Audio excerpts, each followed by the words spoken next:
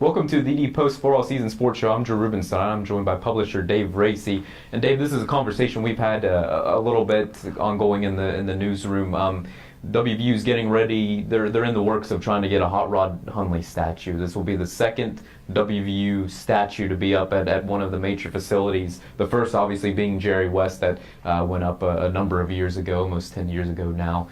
Let's start right there, though. Do you agree that these two players are the first that deserve to have statues, or does someone else come to mind? In basketball, obviously Jerry West, I think of maybe all athletes at Western University, is probably the one that comes to mind first for a statue. And I think it was a good idea. I mean, it looks nice out there and everything else.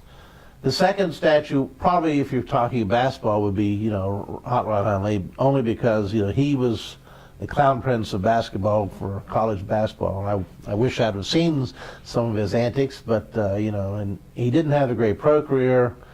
And, but still, Hundley is a player that everybody talks about. If you're going to have a second one for basketball team, he would probably be the guy. You mentioned if you're going to have one for basketball, he's the guy. What about when you start opening it up to just WVU athletics? Who are some names that come up that maybe are in consideration, maybe even should get one before Hot Rod?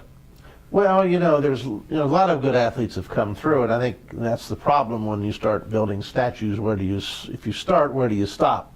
And I think they could stop at Jerry West. I don't think anybody would have any problems, particularly in basketball.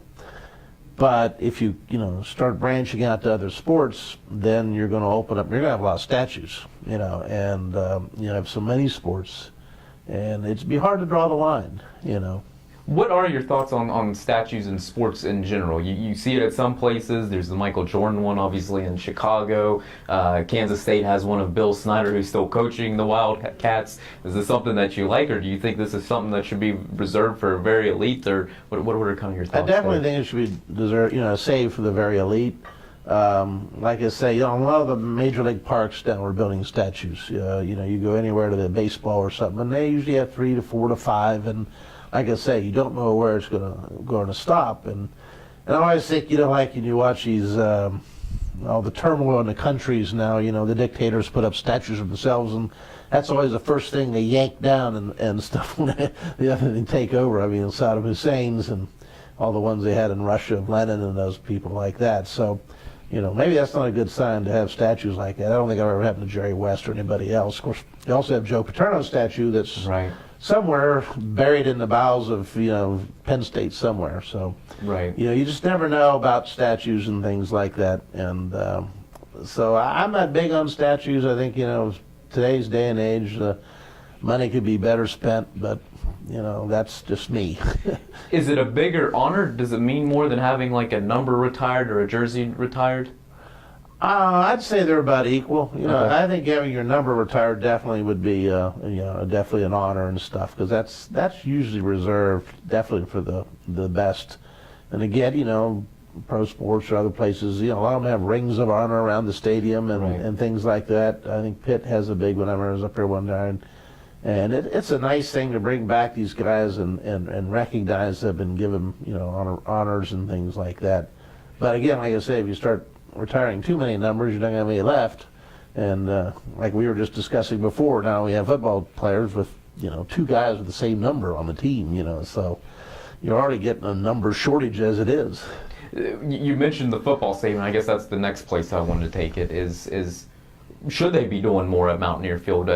For the typical fan experience, I know I've heard a couple times, other than Sam Huff and Ira Rogers' numbers in the one end zone, there's not much there. You don't really, a typical fan on a game day doesn't see anything about Don Nealon, Major Harris, Pat White.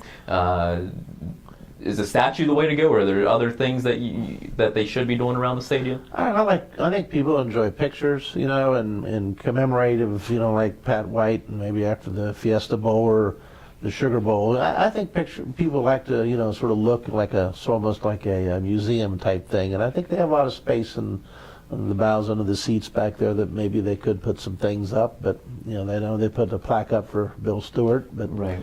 That's they could have some things out there. I think that would be nice for the fans. But I guess to wrap up and just to be clear, it seems like you're looking at it more long-term wise, and the biggest thing is set some sort of criteria, have something in place so that you're not in a situation where you're having to build a ton of statues because it should be safe for the very elite, and it seems like you need criteria Yeah, I to think, do that. like I said, they're safe with Jerry West. I don't think anybody doubts that. Right. When you start going to other players, then, well, what about so-and-so, and what about so-and-so? And you're going to have battles on your hands and a lot of statues, maybe. Absolutely. Dave, I appreciate your Thank time, you. and thanks for tuning in to TheDPost.com. Please continue to check our website for all the latest on the Mountaineers. Appreciate you watching today.